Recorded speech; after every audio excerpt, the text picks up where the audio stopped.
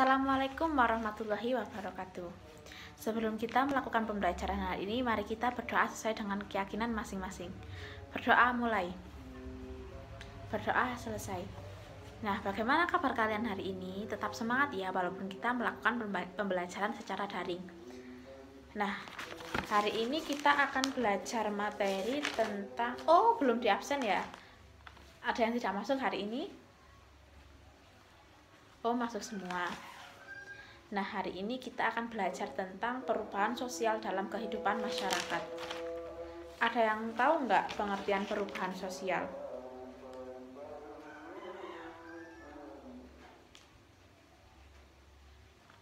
Ada yang tahu? Nah, jadi perubahan sosial memiliki makna yang sangat luas dan mencakup berbagai segi kehidupan manusia, seperti ekonomi, sosial, dan politik. Oleh karena itu, perubahan sosial dalam suatu masyarakat menyangkut perubahan nilai, pola perilaku, organisasi sosial, pelapisan sosial, kekuasaan, serta bagi kemasyarakatan lainnya.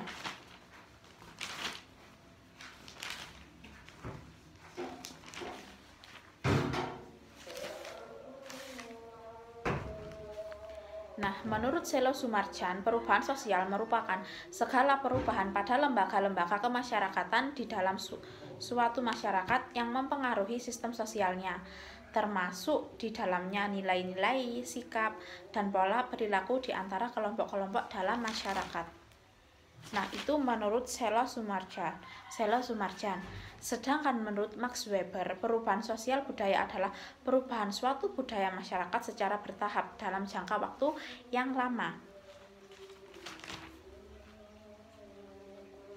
Nah, kemudian ciri-ciri perubahan sosial. Sebelum kita mengenal lebih jauh berapa dampak perubahan sosial, sebaiknya kita perlu mengetahui terlebih dahulu ya berapa ciri dan karakteristik dari perubahan sosial itu sendiri.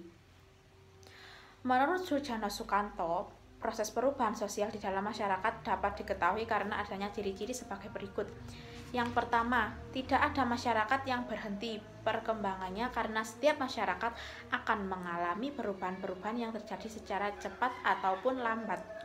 Yang kedua, perubahan-perubahan yang terjadi pada lembaga kemasyarakatan tertentu akan diikuti dengan perubahan-perubahan pada lembaga-lembaga sosial yang lainnya karena lembaga-lembaga tersebut memiliki sifat interdependen.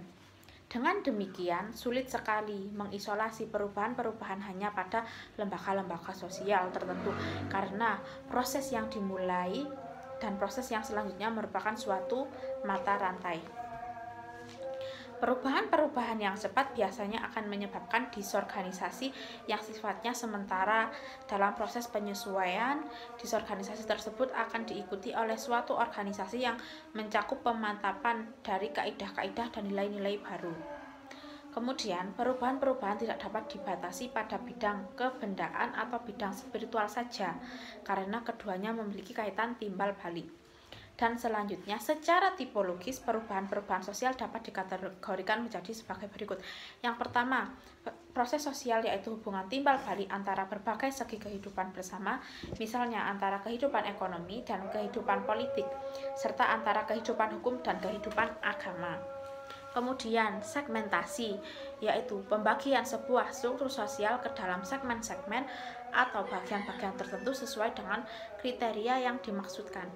Kemudian, perubahan struktural yaitu perubahan yang terjadi dalam sebuah susunan yang berupa jalinan antara unsur-unsur sosial yang pokok seperti kaidah-kaidah sosial, lembaga-lembaga sosial, kelompok-kelompok sosial, dan lapisan-lapisan sosial.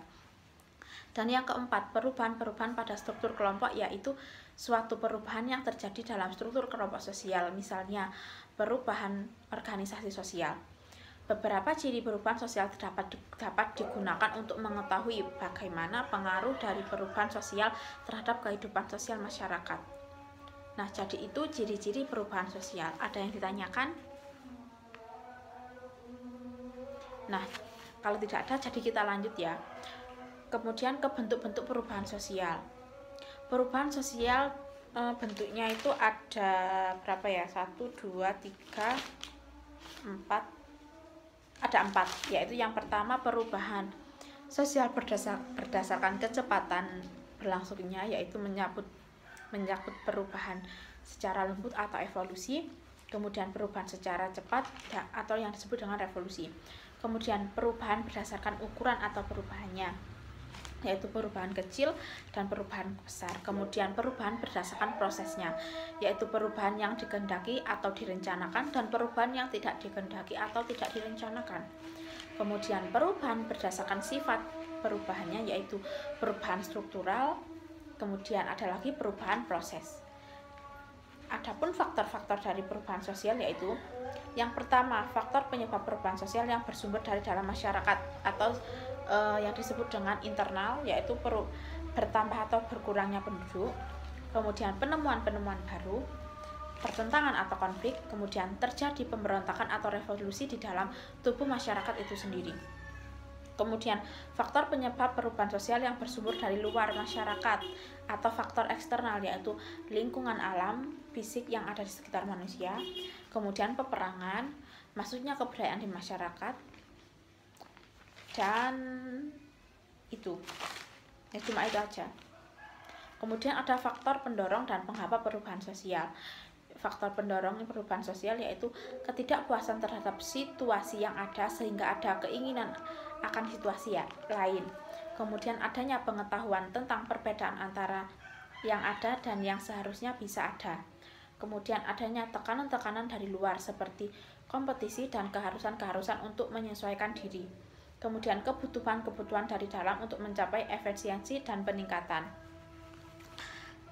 Adapun Sujono Sukanto menyatakan bahwa faktor-faktor yang mendorong perubahan dalam masyarakat antara lain sebagai berikut. Yang pertama, adanya kontak dengan kebudayaan lain, seperti difusi ya.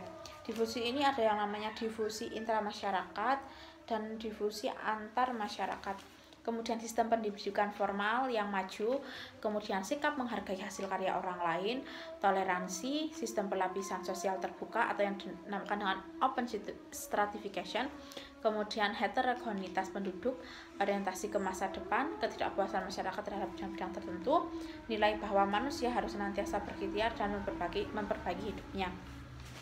Kemudian ada faktor penghambat perubahan sosial, yaitu kurangnya hubungan dengan masyarakat lain, perkembangan ilmu pengetahuan yang terlambat, sikap masyarakat tradisional yang konservatif, kemudian vested interest atau kepentingan-kepentingan yang tertanam kuat, kemudian prasangka terhadap hal-hal baru, rasa takut yang terjadinya kegoyang terhadap integrasi masyarakat, hambatan ideologis, adat atau kebiasaan yang telah mengakar, dan nilai bahwa hidup ini pada akhirnya buruk dan tidak dapat diperbaiki. Nah, itu tentang perubahan sosial. Adapun teori tentang perubahan sosial yaitu merupakan teori siklus. Nanti dibaca sendiri ya yang tentang teori-teori perkembangannya ini. Saya rasa ini mudah sekali dipelajari. Nah, jadi itu minggu depan kita akan belajar tentang dampak perubahan sosial. Sampai situ dulu, ada yang ditanyakan? Oh, baik, kalau tidak ada yang ditanyakan silahkan mengerjakan uji kompetensi 2, kemudian dilanjut dengan halaman 27 sampai halaman 29. Itu tugasnya. Sekian ya pembelajaran kita hari ini, saya akhiri. Wassalamualaikum warahmatullahi wabarakatuh.